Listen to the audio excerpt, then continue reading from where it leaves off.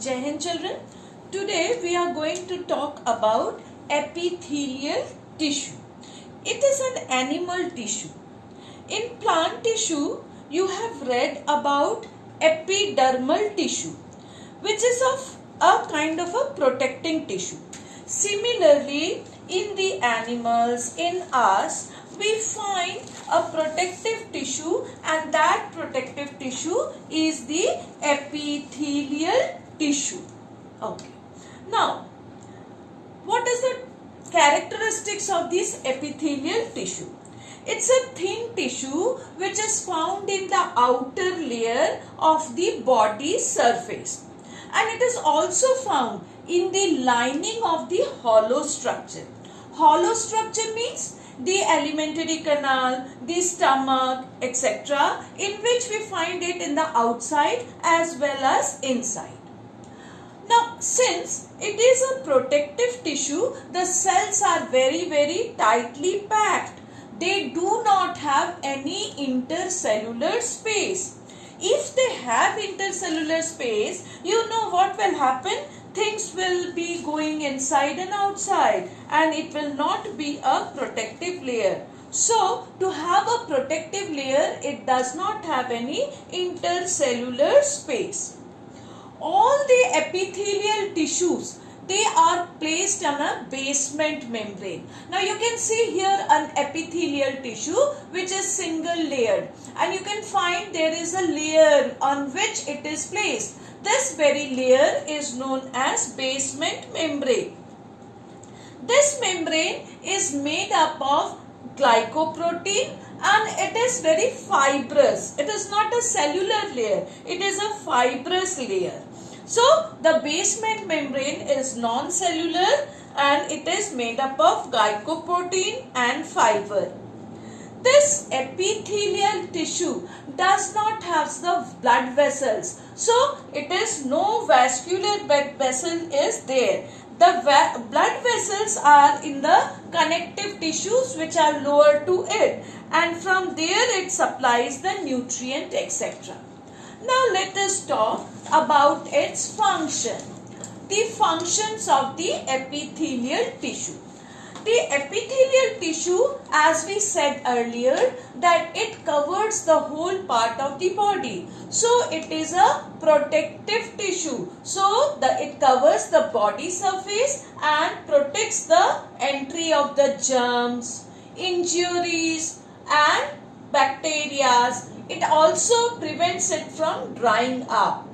It protects the internal organ and forms a barrier to keep the different body systems separate. So it gives up the protection and forms a barrier between the organs to keep the organs separate. It regulates the exchange of what? Materials between the body and the external environment. It also helps in elimination, removal of waste. It also, some places, it also have a function of secretion. So, epithelial tissue, it helps in protection, forms the barrier, regulates the exchange of materials, and also helps in elimination of waste and secretion. Now, let us talk about the different types of tissues. Now, the epithelial tissues, depending upon the layers of the cells and the shapes of the cells, are classified. Their structure depends on the function they perform. The epithelial tissues are sometimes made up of single layer and sometimes made up of many layers. When they are flat and made up of single layer, then it is said to be simple squamous epithelium. Actually, squamous epithelium means that they have the flat cell, thin and flat cell. So when the epithelium is made up of single layer and the cells are thin and flat, they are said to be simple squamous epithelium. You can see the simple squamous epithelium over here. You can see the cells are very flat and they are extremely thin and they are single layer. They are found in the mouth, in the lining of the mouth. Now when you have done the experiment of the cheek cell, you have taken out the inner lining of your mouth. And what is that inner lining of the mouth made up of? The cheek cell you have done, it is made up of the squamous epithelium. And you have seen that those cells are very flat and single layer. We also find them in the blood vessel, in the lining of the alveoli, etc. So there they have a exchange, they have the exchange of materials. Next is the stratified squamous epithelium. When the word comes stratified, that means it is made up of many layers. So stratified squamous epithelium is made up of many layers and the cells are flat. So what will it give? It will give extra protection. It will give us toughness. So what is the example of this simple stratified squamous epithelium? The example of stratified squamous epithelium is our skin. And our skin, you know, it is made up of many layers. Then we have another type of epithelial tissue, that is columnar epithelium. When we say the word columnar, columnar means pillar. It means pillar-like. So in the columnar epithelium, we find that the cells are long pillar-like, and you can see the nuclei of the this type of epithelium is also elongated. It helps in the protection, absorption, secretion, etc. and is found in the inner lining of the intestine. So columnar epithelium has column-like or pillar-like cells, and the function of this is protection as well as absorption, secretion, etc.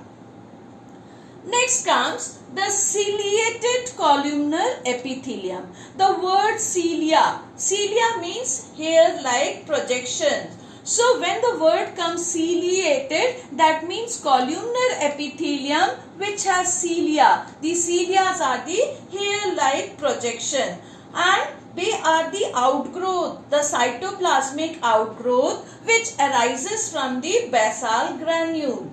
So the ciliated columnar epithelium has the hair-like projection known as cilia. It can move. So when it moves, it helps in the movement. So we find them in the respiratory tract. So we find the ciliated columnar epithelium in the respiratory tract. Movement of the cilia helps in the respiratory tract to move the mucus. Next comes the cuboidal epithelium. Again, as the name suggests, cuboidal. That means the cells are like cubes. So cuboidal epithelium has the cells which are cube-like.